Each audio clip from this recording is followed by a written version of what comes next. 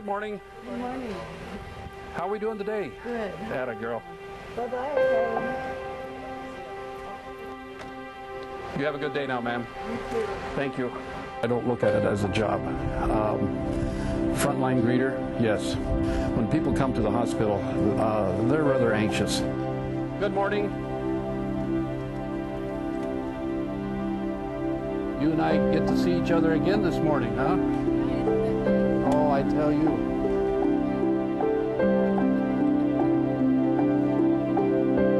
There you go.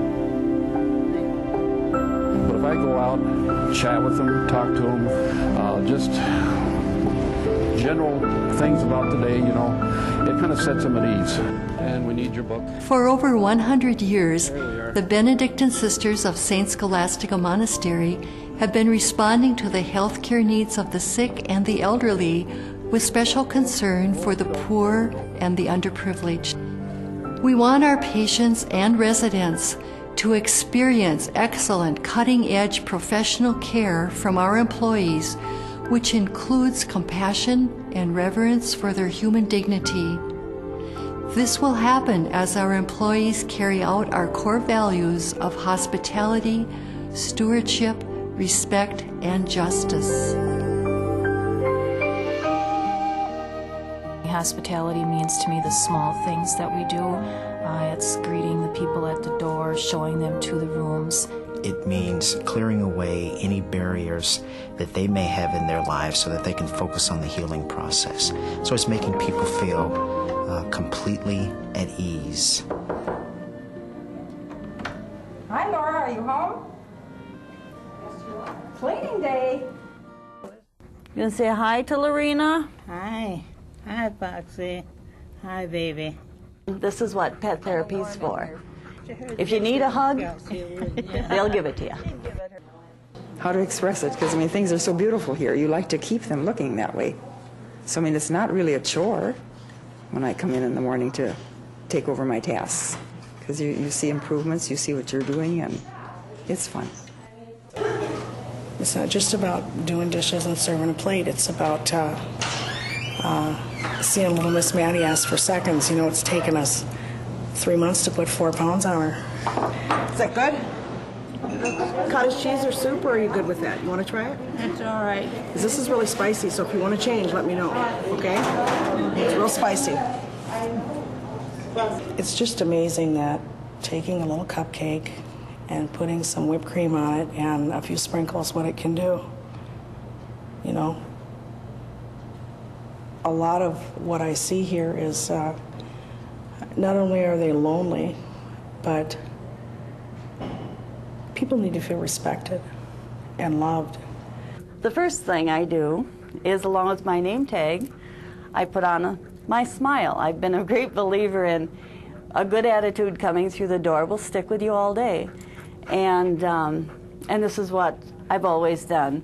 If you show them that you care, by not only you know, just saying things, because that kind of goes in one ear and out the other, but by what you do, then they take the initiative. They care about being healthy. They care about getting out of bed. They care about every day. The people care about you. You know, it's just not that you're caring about them. They care back. Oh, I'm taking a lot home, a lot more than what I give. You bet. Much more. After 9 hours, I mean, my body is just, I'm so exhausted. But I have a very, just a wonderful feeling of accomplishment, you know, that I actually did something with my day. It's not just going to work and getting a paycheck. It's, I don't know how to explain it. I just feel really good inside.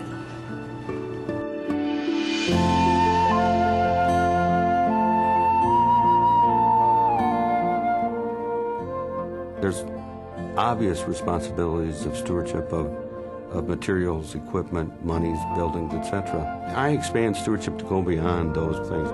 Stewardship, to me, is sharing of your time, your talents, your possessions, and yourself to the best of your ability to help mankind. Benedictine Health Center, Hazel speaking. We are very privileged to have about 400 volunteers here in any given year, and they give us about 25,000 hours of volunteer service, and that's directly given to our residents. I think that stewardship really ties in very closely to with our adding life to years, and that we're assessing everyone's strengths and really building on what people have to give. Like, we have a lady downstairs today who's doing nails and reads to our residents. At one time she was a school secretary, and she did that for years and years and years, and when she retired she said, there's something else left of me to give. I have received from this community. The mind is a very selective thing. I remember every person who ever borrowed a book, a sweater. It's a tremendously exciting job. Everyone comes to us because they want to be here. If I notice he isn't in the room, I substitute my calcium in my shoulder story. We try to give people a real sense of belonging to our family. My favorite is, if a man and a woman jumped off a building at the same time, who would reach the ground first? The answer? A woman. The man would get lost. But they just give to us in a tremendous fashion. I always tell them that they get paid with a hug and 2 smiles, and that's about all I can give them.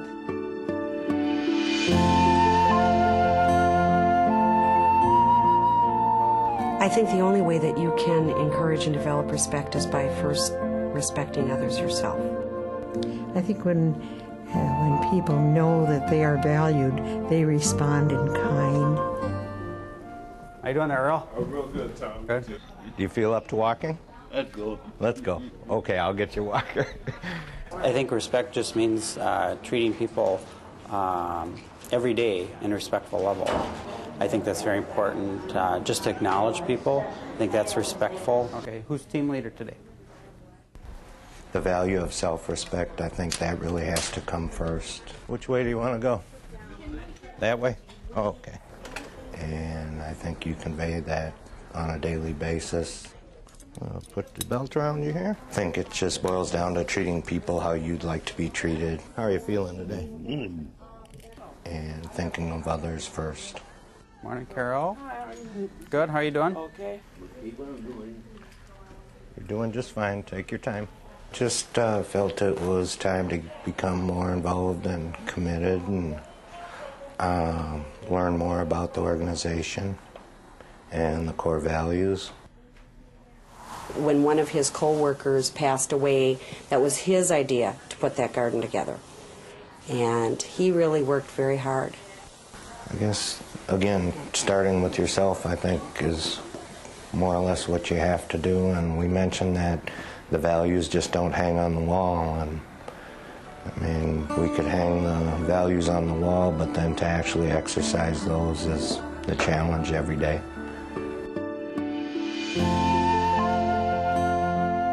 Justice is kindness. It's the way we treat everyone. It's nurturing relationships. It's supporting each other when times are tough. Understanding that we have a bigger job to do than just come to work.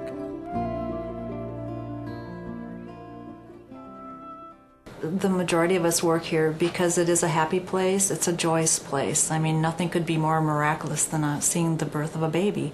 There's that special time in that patient's life. I mean, this is going to happen once, twice, and it's a big moment in their life, and we're invited to enjoy and be included in that moment with them.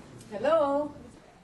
And they expect us to have the clinical skills and the technical knowledge to deal with the situations. Yes, they do. But what they really are looking for on top of that is the personal relationships, the caring, the empathy, the knowing that this is a special time in my life.